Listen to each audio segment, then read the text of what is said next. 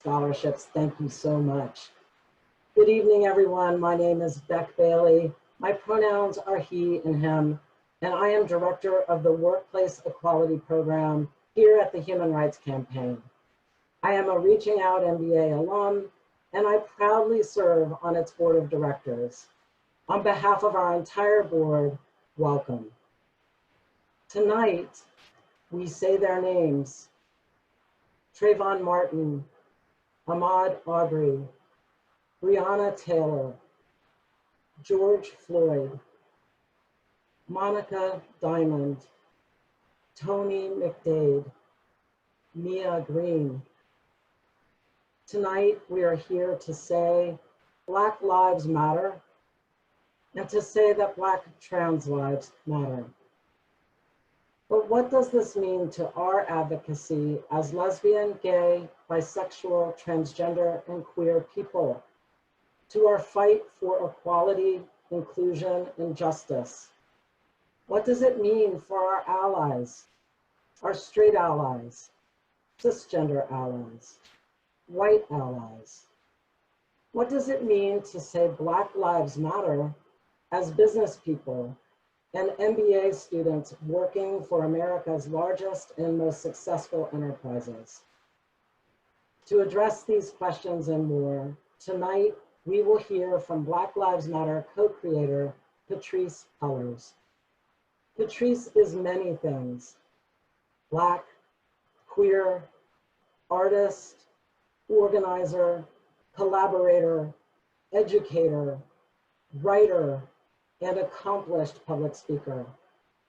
A native of Los Angeles, she is co-creator of the Black Lives Matter Global Network and founder of the LA-based grassroots organization, Dignity and Power Now.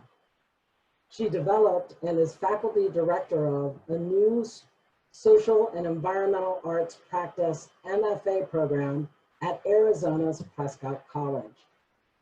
Patrisse's work for Black Lives Matter recently received recognition in Time Magazine's 2020 100 Women of the Year project. Patrisse, welcome to Reaching Out MBA, and thank you for joining us tonight. Anchoring tonight's conversation with Patrisse, please welcome the president of the Human Rights Campaign and my boss, Alphonso David.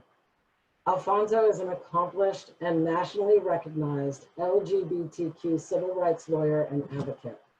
He is the first civil rights lawyer and the first person of color to serve as president of HRC in our organization's nearly 40-year history. From his time as a staff attorney at Lambda Legal to his role as deputy secretary and counsel for civil rights under New York State's Governor Cuomo, and now, as leader of the Human Rights Campaign, Alfonso has been at the forefront of the movement for LGBTQ equality and justice for more than a decade. Alfonso, welcome to Reaching Out MBA, and I'll turn the conversation over to you. Beck, thank you so much for that introduction. Good evening, everyone. It is my pleasure to join you all tonight and to share this time with Ms. Patrisse Cullors. Just to give you a roadmap of this session, I will ask Patrisse a few questions ranging from how social justice movements have changed to what is the role of business in affecting change. We will then take some questions from the audience. So, started, Patrisse, it is so good to see you. Good to see you. As the founder, of, you too. As a founder of Black Lives Matter, can you reflect a little on the past 7 years, from Ferguson to Minneapolis to Kenosha? How has the movement changed? Does it feel different now? And where do we go from here? Absolutely. I am so grateful for this conversation and for this question, and for the opportunity to speak to this team at the ROMBA conference. You know, I think in the last 7 years, what I have experienced and so many movement leaders have experienced is a number of things. One, we were not necessarily trying to ignite a new movement or reignite the civil rights or human rights movement, as many of us call it, for Black folks here in the US and across the globe.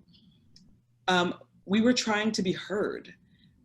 We were trying to cut through so much noise around living in a, quote, post-racial society. And we were trying to challenge the idea that Black folks were apathetic and that we weren't, our generation, millennials, weren't trying to, change the course of history. And so I think, that both passion and also naivete going into building out Black Lives Matter, I've learned so many lessons. I've learned the lesson of what does it mean to be building a movement and also building an institution that's supporting that movement. I am both the co-founder of Black Lives Matter with Alicia Garza and Opal Tometi, but we also built an institution called the Black Lives Matter Global Network Foundation, which is an actual organization that lives inside of the larger movement. And I think, realizing that, we're doing the two things and sometimes they overlap and sometimes they're very separate, has been very hard, but also revealing and important. And then I think, the lessons around being used as a political pawn for for other movements that aren't our own. And that I was not prepared for. I wasn't prepared for, a misinformation and disinformation campaign leveraged against my leadership, my friends' leadership, and our organizations. I wasn't prepared to be, a main segment on Bill O'Reilly or now Tucker Carlson. I was not prepared for those things. And I think now that, we are 7 years out and I am in a different position, I'm older, I've learned a lot more, I'm wiser. I feel like this time around, I was like, ooh, okay, I know what they're gonna do this time. I've lived through this before. And so how do we prepare for both being able to ignite something really powerful and beautiful and meaningful, but also prepare for the backlash that comes with that, and I remember when folks were fighting for marriage equality. And in California, when we tried it the first time around, we were not prepared for, mostly the religious right to come into California and to leverage the religious right to stop the advancement of marriage equality in California. We weren't prepared for that. And so I think these, all these years later, when it comes to our movements that are challenging normativity and challenging homophobia and white supremacy, we are much more prepared, and we have a much more clarity about what we do with those kinds of attacks. So given your perspective, right, you've been doing this now for 7 years. You've certainly done this for much longer, but in your capacity as being a co-founder of Black Lives Matter, it began as a protest movement. It has now grown into protest plus organizing plus action, right? From ballot measures like the Yes on R campaign in Los Angeles to the current What Matters 2020 campaign to increase voter engagement and turnout. From your perspective, what does matter in 2020? I know that you have certainly grown a lot, as you said, since you started this 7 years ago. But from your perspective, what do you think matters most in 2020? What matters most in 2020 is that we get a president that we can actually be on even ground with. I think we are all up against a really, really painful moment in history where we can't even reason with a person who is in the White House. And I think, as we are trying to get through this month, we're only, 31 days out from the election. This election is one of the most important elections of our lifetime. And while many of us have said that every election, and many of us have proclaimed, this is the most important, I promise you, in my 19 years of voting for president, this is the most important to date election. And so voting is not, to me, I see voting as not a form of revolution, but as a form of harm reduction. And we get to decide what kind of harm reduction strategy we want. I come from many different fields, but at a young age, I was a drug and alcohol counselor when I was 21 years old, and I learned a lot in that field. I learned a lot about challenging the binary and challenging our impulse to be really extreme. And I learned about harm reduction. It probably was the single most important theory that I learned, not just for the field of drug and alcohol addiction and dependency, but also in thinking about politics. So I see this election, anybody on here who's really trying to figure out if it makes sense for them to vote, and are these, does it really matter? It actually does. Because even if you don't believe in any of the candidates, we are often, for those of us who can vote, we're voting for people who can't. And that to me is really important, and I take that responsibility very seriously. Mm-hmm. Yeah, and just a postscript to that, I also feel that this is the most important election of our lives. For those of us who have been in these movements for such a long time. Patrisse, what you just said just resonates with me as I think about doing this now for the past 20 years and how LGBTQ people are under attack, Black people, Latinx people, but I digress. You and I last spoke in a conversation hosted by The Advocate. It was an LGBTQ roundtable with other Black activists. I remember there was a sheer freedom in that conversation. And it really raises the next issue for me that I want to briefly talk about, which is intersectionality. I would love for you to just comment on why you believe intersectional spaces like that, the one that we were involved in, is so important. And what do those moments of being surrounded by other Black queer activists mean to you? Oh, I love this question. That was such a fantastic conversation. I think about it often, and I think about how much we just felt so safe with each other to be able to talk about our fears and our excitements around this moment. Intersectionality is a theory that our president has said is one of, I think, 13 words that he wants to ban. And I believe that the reason why so many white, male, straight, able-bodied, wealthy men are fearful of this concept of intersectionality is because it will force them to have to deal with the ways in which they have participated in the oppression of multiple types of people.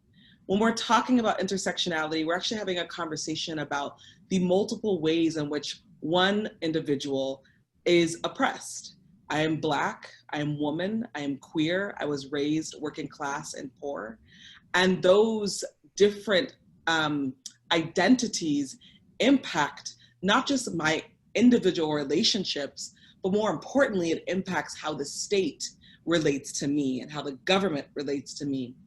When we miss out on being able to have a deep, profound, and courageous conversation about intersectionality, we miss out on being able to make the boldest, most powerful reforms in our country.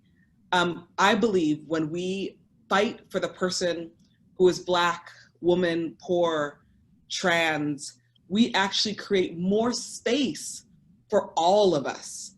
I think when we only fight for white, male, cis, able-bodied, wealthy, men, we create smaller spaces. We create a narrow space in which everybody else can exist in. And I believe that we want to live in a country that's expansive and that's imaginative. And so intersectionality allows for that kind of imagination.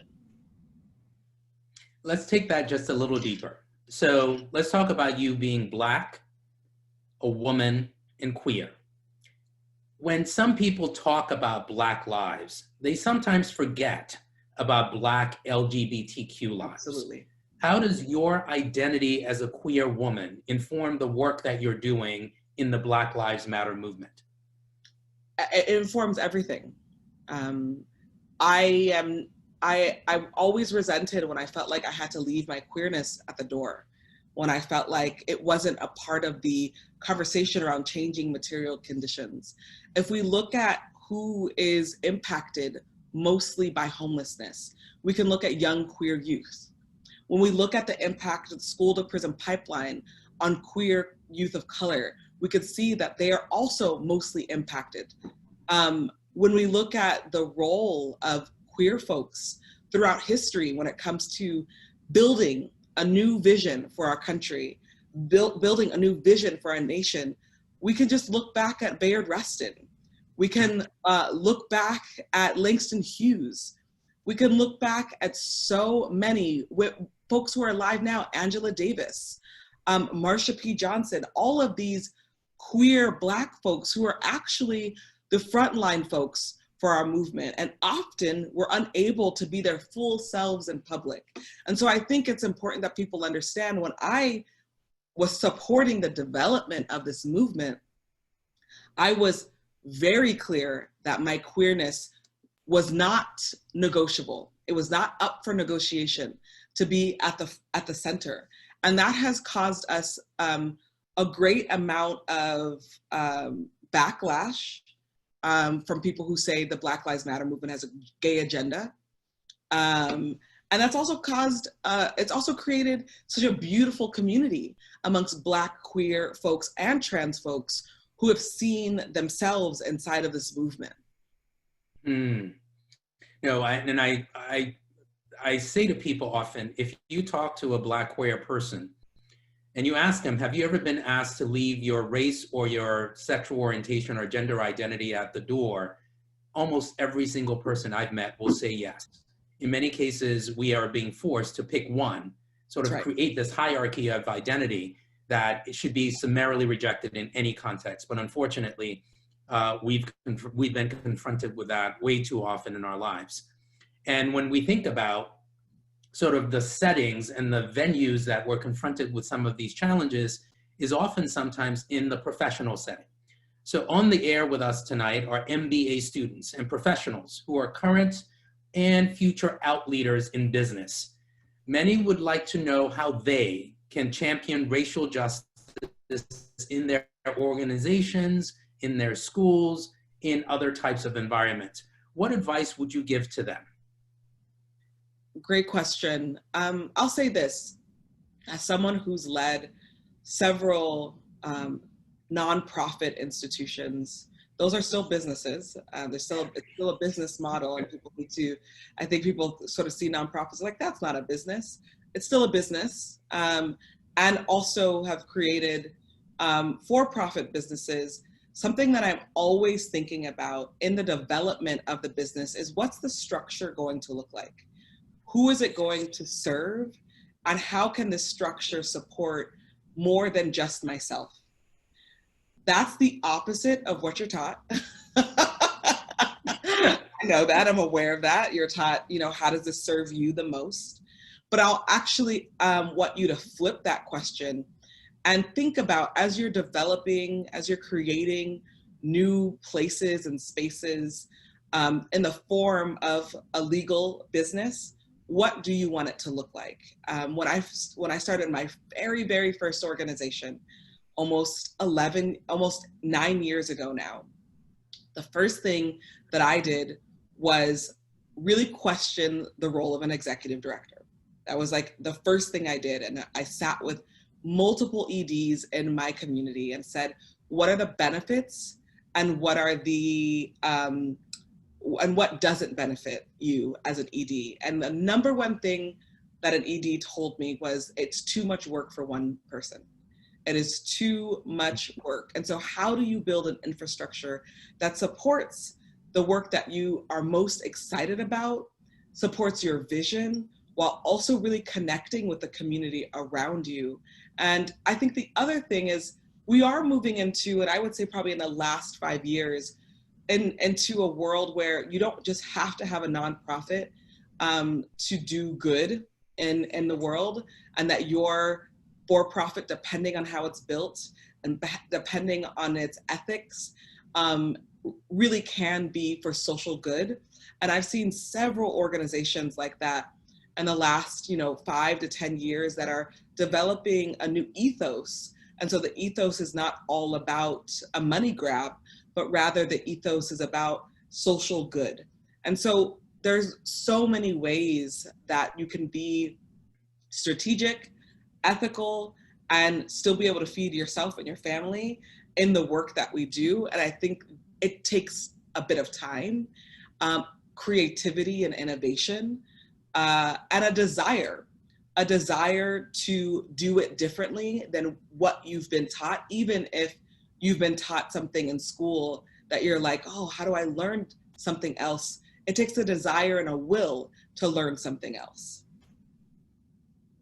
As we think about confronting this current moment, you and I both know a few months ago, something significant happened.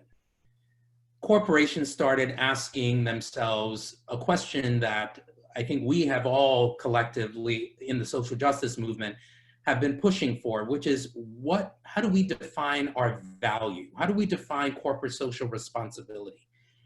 What is the role of corporations in Black Lives Matter and the movement for racial justice? And this question was being asked in every single boardroom. CEOs were asking themselves this question, and in some instances, for the first time, in a real, tangible way. How do you feel companies can show queer Black employees that they actually care?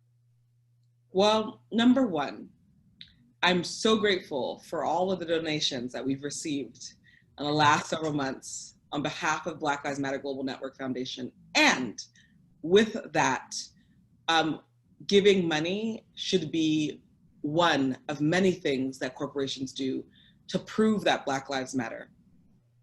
Number two, corporations need to take a hard look at who is in their executive leadership. If you're showing up to an executive meeting and everybody in your executive staff is white, you have a huge problem. You have a problem that you actually have control of. You have a problem that you can actually shift and change in real time.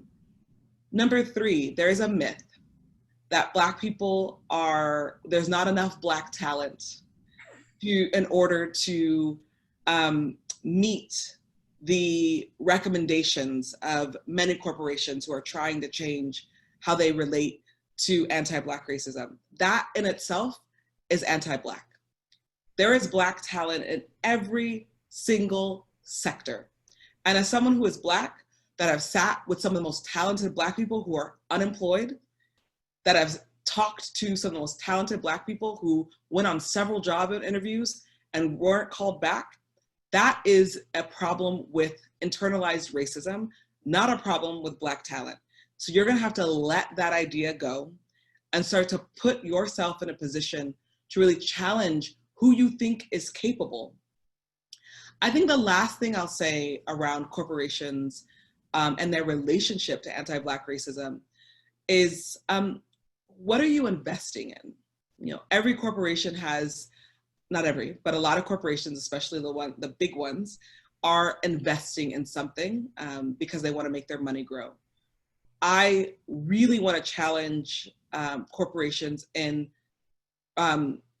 divesting from anything that's of the carceral state. So that's police, prisons, private prisons. We're also in a climate change revolution. And so get your dollars out of fossil fuels, get your dollars out of harming the environment, there's so many other ways that we can invest our dollars, and we should challenge the impetus to want to invest our dollars in what is actually harming our community and planet. So let's shift to get even more personal. For the past 20 years, Patrisse, you've been a leader in criminal justice reform, including leading the successful effort in Los Angeles I mentioned before, Yes on R, which was really to reform the jails in Los Angeles. I know that criminal justice reform is personal for you, as it is for so many Black people, Black families, including me. How has your personal experience informed your work? Oh, it's the reason why I do the work. I grew up in a place that was deeply neglectful and abusive of my community and of my family. I grew up wondering why our family was going through what it was going through, why my community was going through what it was going through. And I grew up really feeling alone and feeling a sadness around being in poverty and living in poverty and experiencing racism every single day. And so much of my work I do it for young Black girls like me who grew up in environments that were very toxic and violent because the state did not do anything to support and love on us and give us the care and dignity we deserved. And so we're in this, I'm in this moment where I'm in the work and I'm constantly thinking about where I come from and how that come from shapes what I do. You bring so much to the table, Patrisse. In addition to being an activist and a movement leader, you're also an artist, an accomplished artist, by the way, working across multiple theater techniques and disciplines. As you know, and I think we briefly talked about this, at the Human Rights Campaign, we have been and continue to work with artists. We just recently posted an art piece from Hank Willis Thomas. And art, from my perspective, can be used to spur social change. Can you talk a little bit about the role of art that you engage in and how it can advance the quest for social justice and equality? Yeah, love this question. I love art so much. It's such a healer and a unifier. It also has been so important for me in my adult life to honor the artist in me, even when everybody, not everybody, but often folks are like, well, that's the hobby you do. No, art is how is also a lens. I view the world through an artist's lens, and my medium is performance. I'm a performance artist. I am, I do large scale public art as well. And I am constantly using my art to be in conversation with both my political values and the political values I believe the world should have. And so tonight, actually, at 8 p.m. PST, one of my short films called Malcolm Revisited, looking at Malcolm's speeches and really taking an artistic approach to how we understand what Malcolm was talking about in 1964 during that election year. You can check that out at redcat.org. And it's a part of our Black Lives Matter campaign to get out the vote. So many of us are a part of different philosophies. And I think Malcolm was probably one of the most misunderstood of the human rights leaders. But he had such nuance and such clarity and such precision and such rigor and discipline. And so I think, this piece, Malcolm Revisited, is in honor of him and in honor of all of us who are grappling with this moment. So I would like to talk to you all night, but I think I have to share you with everyone else, which was the deal when I decided to do this. They said you have to agree to have audience questions. So I think at this moment, we're going to shift to take audience questions, and then we will come back, and I may have a few closing thoughts, and I'm sure Patrisse will as well. So I think, Beck, we're turning it over to you, I believe. I'll take it over. Thank you so much, Alfonso. We're turning it over to you. Wow, this has been such an incredible conversation. I would like to thank Alfonso and Patrisse. I wish you could see all the love coming through in our chat here, and like all the emojis. Everyone's just so incredibly inspired by both of you. So thank you so much for being here tonight. All right, first question from one of our MBAs and student organizers. Nick asks, what are the best partnerships or initiatives that business schools can pursue to reach and welcome Black and Brown applicants? Ooh, great question. You know, we don't have, I think it's hard because we don't actually have affirmative action. And so legally, you're not really allowed to consider race or gender or sexuality as part of how you bring people into your institution, which is unfortunate because all those things matter. It goes back to the conversation about intersectionality. We can pretend like it doesn't matter, but it does, and you'll see it. The moment the moment affirmative action stopped in California, all the UCs saw a drop in Black people being able to be at the university campus. At one point, UCLA was 1% Black.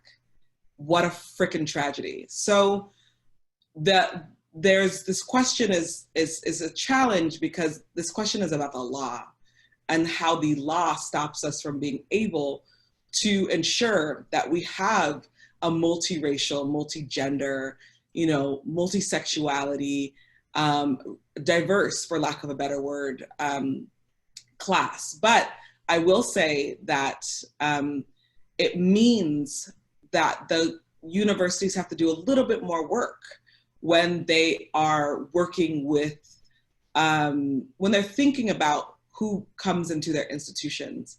I always tell universities they should start looking at high schools, recruiting from an early age, like identifying talent.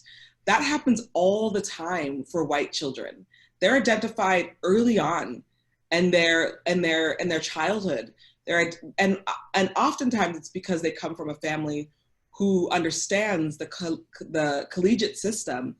So that the burden really has to fall on administrations and faculty to really think about how do we actively ensure that folks of color, women, join this institution. I'll give an example. This isn't a college example, but it's a high school example.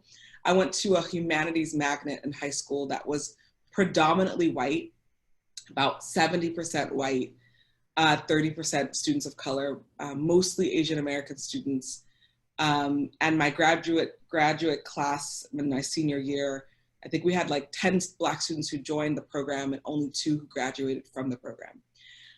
When the faculty started realizing that Black students weren't making it through, they created a mentorship program of older seniors, Black seniors who would mentor Black 9th graders and help them go through the program. We have to create more infrastructure for mentorship, more infrastructure for recruitment. We don't undo racism by just, checking off a few boxes. That's not possible. Racism is in our DNA. So we have to undo it by creating new forms of infrastructure in our institutions. And if I could just add to what Patrisse said, because I think it's so important, we should have more support for pipeline programs, which is the mentorship programs, the pipeline programs, looking at HBCUs.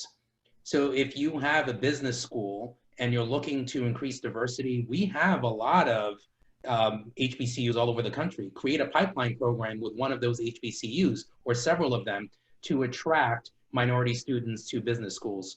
which many business schools could do, but I don't think many of them are. The next question is for Patrisse. Kayla would like to know a bit more about the Topsy piece behind you. Oh, yay. I'm like, it's my favorite piece. I purposefully put it up right here when COVID-19 happened, and quarantine happened, so I can present this Black artist. This is a Black woman artist by the name of Allison Sarr. And Allison Sarr is the daughter of Betty Sarr, who is a huge artist in the Black artist community.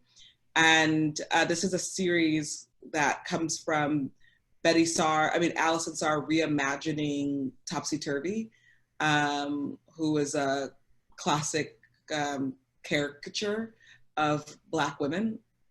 And the piece obviously is her with cotton, her hair made of cotton, and holding an iron. And the iron, you can't see it, but the iron has a little bit of blood dripping from it. And it's like such a powerful piece. I have a few of her works in my home. Great, thank you for that.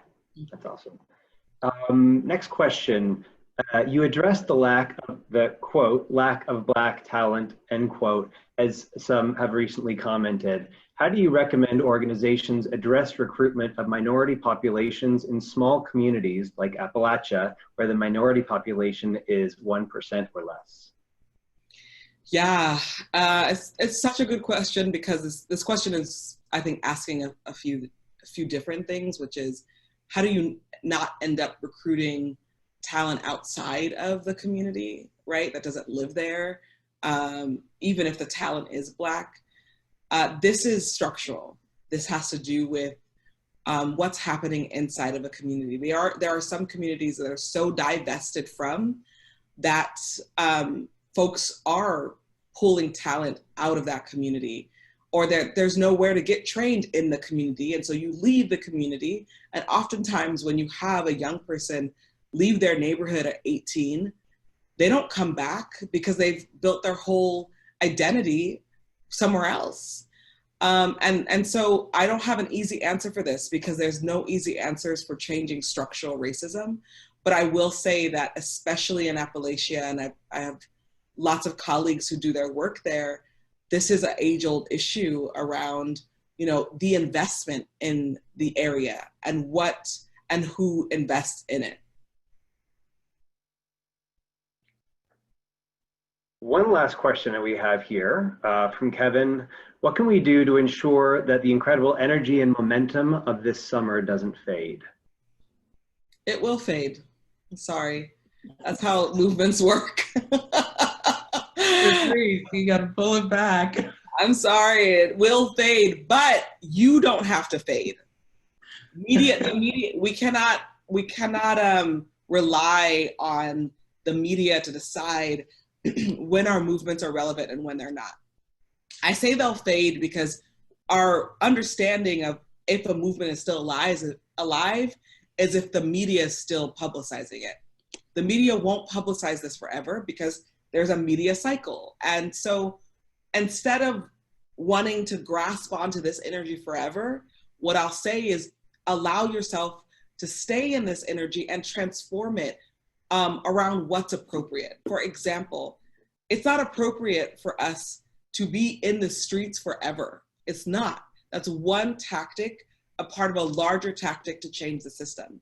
There are moments when uprisings are incredibly important and necessary, and we need to stick to them and stay in the streets.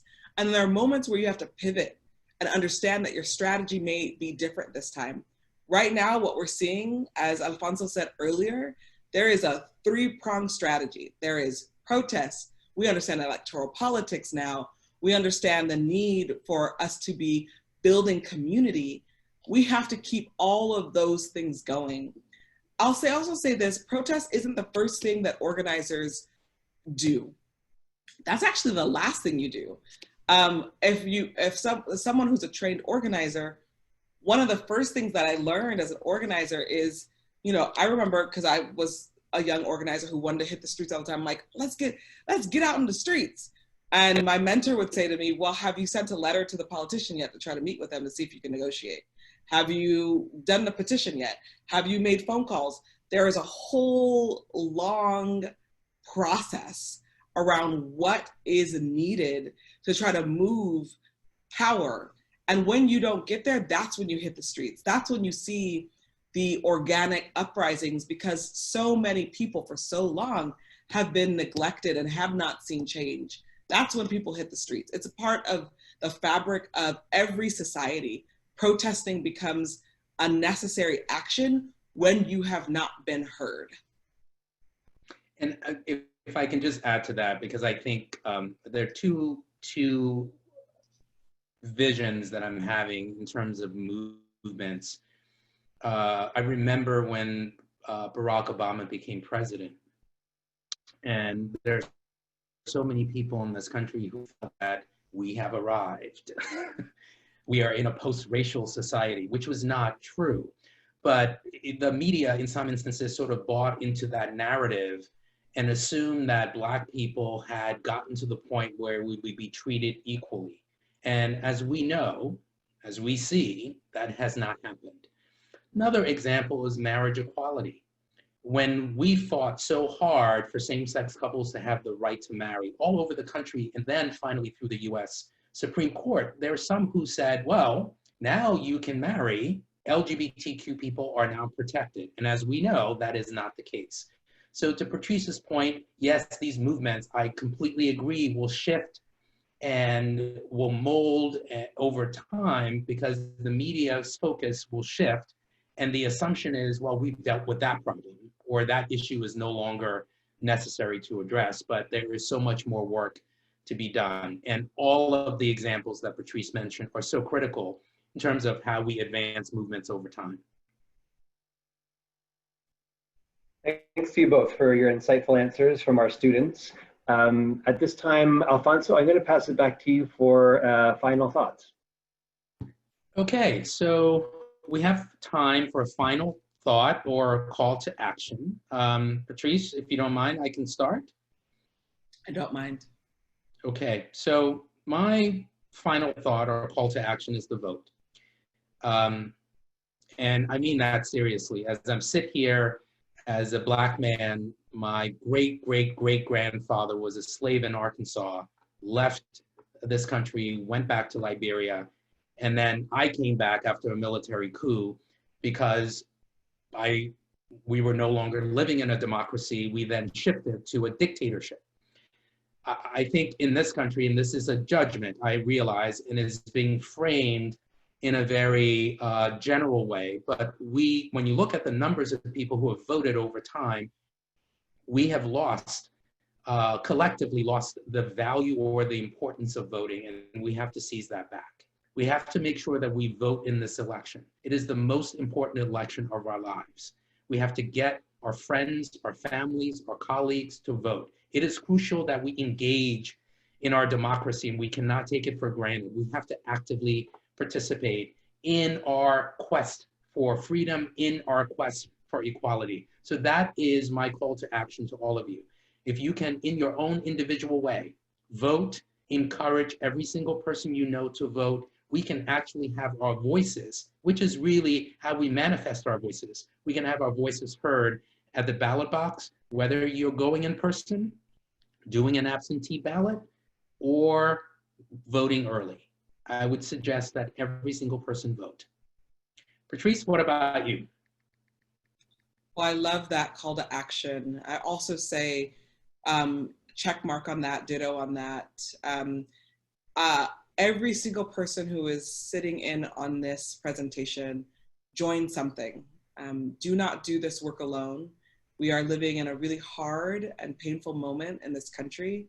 And there's so much amazing, incredible work happening around the country from individuals and organizations and collectives. Don't try to do it alone. Identify what you're most passionate about, what you're most excited about, and find the organization that is creating and developing that part of your passion. If there is none, then go start your own organization.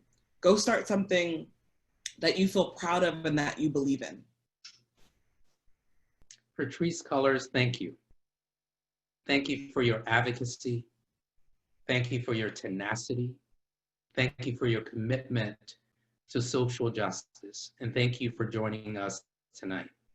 Thank you so much for having me. This was incredible. You're welcome. And now I will turn it over to ROMBA student organizer Andre Adeyemi to close us out.